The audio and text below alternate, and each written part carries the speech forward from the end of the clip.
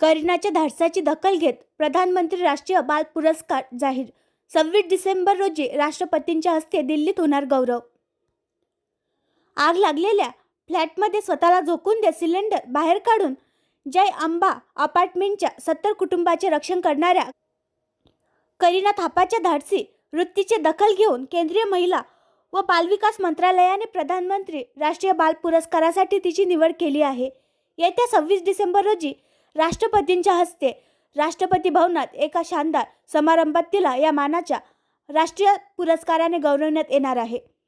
धुरांची लोट, गरम टाईल्स आणि श्वास गुदमरणाऱ्या स्थितीचा यशस्वी सामना करून आपले अपार्टमेंट आगीपासून वाचवण्याच्या ध्येयाने धाडसाचा परिचय देणाऱ्या करीना थापाचे वय 17 वर्ष. राष्ट्रीय पुरस्कार जाहीर झाल्याने सर्वत्र कौतुक होत आहे. समय सूचकता व धाडसाच्या जोरावर तिने सिलेंडरचा स्फोट होण्यापासून थांबवला व भीषण अपघातातून अपार्टमेंटचे रक्षण केले. शीखांचे 10वे गुरु गोविंद सिंग यांचे पुत्र साहिबजादा जोरावर सिंग आणि साहिबजादा फतेह सिंग यांनी देशासाठी दिलेल्या प्राणांच्या आहुतीचे स्मरण म्हणून 26 डिसेंबर रोजी देशात वीर बाल दिवस साजरा केला जातो. याच औचित्याने केंद्रीय महिला व बाल विकास मंत्रालयाच्या वतीने प्रधानमंत्री राष्ट्रीय बाल पुरस्कार प्रदान करण्यात येतात.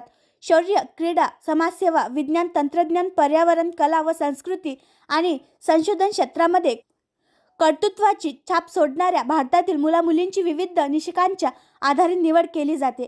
राष्ट्रपतींच्या हस्ते या मानाच्या पुरस्काराने गौरवण्यात येते. पदक, सन्मानचिन्ह आणि प्रमाणपत्र असे या पुरस्काराचे स्वरूप आहे. कठोरा परिसरात पोद्दार इंटरनॅशनल स्कूल शेजार जय अंबा अपार्टमेंटमध्ये 15 मे 2024च्या सायंकाळी 6 वाजता ही दुर्घटना घडली. अपार्टमेंटच्या बी विंगमधील दुसऱ्या माळ्यावरील फ्लॅटमधून धूर निघत असल्याने दिसताच घरकाम करणाऱ्या करीना थापाने बंद असलेल्या शेजारच्या फ्लॅटची कुलूप तोडून आत प्रवेश केला. मात्र आग आणि धुराची लोट येत असतानाही पाण्याच्या बदलांचा सतत मार करत तिने सिलेंडर शेजारील आग पूर्णपणे आटोक्यात आणत सिलेंडर बाहेर काढले. अशात सिलेंडरचा स्फोट कधीही होऊ शकला असता. करीनाच्या समय सूचकतेमुळे मोठा अनर्थ टळला व अपार्टमेंटचे रक्षण झाले. आणखी नवीन व्हिडिओ पाहण्यासाठी आमच्या देशमुख एक्सप्रेस न्यूज चॅनलला सबस्क्राईब करा, लाईक करा आणि शेअर करा.